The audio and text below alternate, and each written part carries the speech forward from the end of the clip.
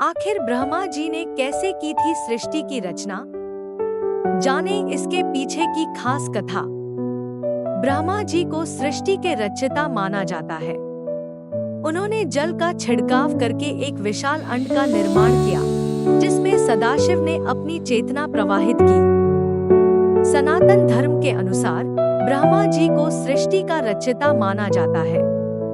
उन्होंने जल का छिड़काव करके एक विशाल अंड का निर्माण किया, जिसमें सदाशिव ने अपनी चेतना प्रवाहित की। इसी चेतना से विभिन्न अंग उत्पन्न हुए और उन्होंने संपूर्ण पृथ्वी को आवृत कर लिया। इसके उपरांत ब्रह्मा जी ने सृष्टि की संरचना प्रारंभ की। ब्रह्मा पुराण में भी इस बात का जिक्र है कि सृष्टि का जन्म ब्रह्मदेवता द्वारा हुआ है। सत्यार्थ नायक की महागाथा किताब के जरिए जानते हैं कि आखिर ब्रह्मा जी ने किस तरह से सृष्टि की रचना की थी और इसके पीछे की क्या कथा है। सृष्टि में केवल परब्रह्म था। वह एक सर्वोच्च सिद्धांत तत्व था, जिसका ना कोई आरंभ था ना अंत। वह परम सत्य था, जिसका वर्णन नहीं किया जा सकता। वह एक दिव्य सार तत्व था, जिसके भीतर अनंत क्षमता मौजूद थी। कारण और प्रभाव मिलकर एक हो गए थे। उसका आकार नहीं था, किंतु वह निराकार भी नहीं था। उसमें कोई गुण नहीं था, किंतु वह गुणों से रहित भी नहीं था। विचारों और इंद्रियों की पहुंच से परे से वह एक विशुद्ध चेतना थी। एक ऐसा उत्प्रेरक जो खुद तो परिवर्तित नहीं होता, किंतु हर तरह का परिवर्तन ला सकता था। परब्रह्म की इच्छा हुई, तभी भौतिक ब्रह्मांड का निर्माण आरंभ हुआ। ब्रह्मांड प्रकट होने को तैयार था। परब्रह्म की इस इच्छा ने एक कंपन पैदा किया, जिससे पहली ध्वनि का जन्म हुआ, और वह ध्वनि थी ऊ। इस एक ध्वनि में समस्त ध्वनियां समाहित थी। सबसे पहले बनने वाले मूल तत्व को महत तत्व कहा गया, जिससे 3 गुणों की उत्पत्ति हुई। सत्व गुण जो संरक्षण का प्रतीक है, रजो गुण जो क्रिया को दर्शाता है, और तमो गुण जो विनाश का सूचक है। इन 3 गुणों के पारस्परिक प्रभाव से 5 भौतिक तत्वों यानी पंच तत्व का जन्म हुआ। वायु, जल, पृथ्वी, अग्नि और आकाश। इन तत्वों के साथ में मिलने से प्रकृति अस्तित्व में आई। इन गुणों ने 5 इंद्रियों को भी उत्पन्न किया। दृष्टि, श्रवण, स्पर्श, गंध और स्वाद। इन 5 को महसूस करने के लिए 5 ज्ञानेंद्रियां विकसित हुई, जिन्हें मन द्वारा संचालित किया गया।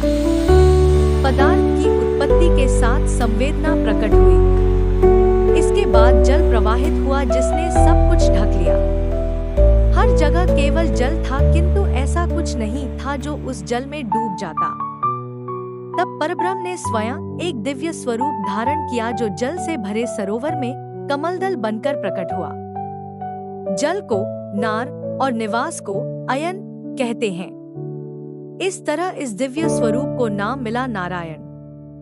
फिर परब्रह्म ने अपना अंश जल में प्रत्यारोपित किया। इस तरह जल ने स्वयं निषेचित होकर उस अंश का पालन पोषण किया। एक सुनहरा अंड जो प्रकाश वृत्त की तरह चमक रहा था। चूंकि यह अंड परब्रह्म से उत्पन्न हुआ, इसलिए इसे ब्रह्मांड कहा गया। फिर नारायण ने विष्णु बनकर इस अंड में प्रवेश किया, जिसमें विष्णु सर्वव्यापी थे और वे संरक्षक कहलाए। उन्हें सत्व गुण का अधिष्ठाता माना गया।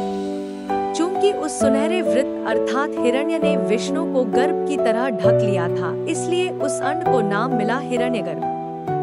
विष्णु की नाभि से 14 पंखुड़ियों वाला एक कमल पुष्प निकला और फिर इस पुष्प से ब्रह्मा प्रकट हुए।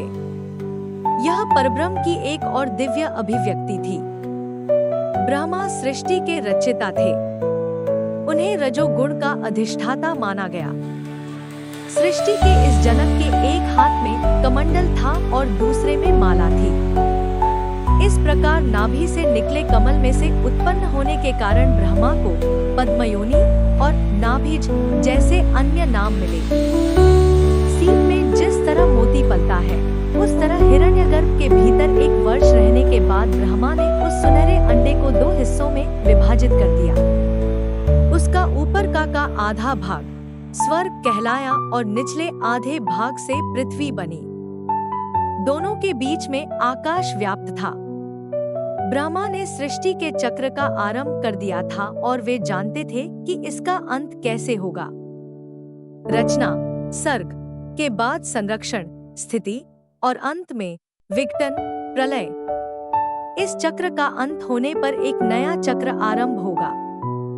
प्रत्येक चक्र के अंत में जब सब कुछ अव्यवस्था के अति प्राचीन सागर में विलीन हो जाएगा तो ब्रह्मा इस प्रक्रिया को पुनः आरंभ करेंगे।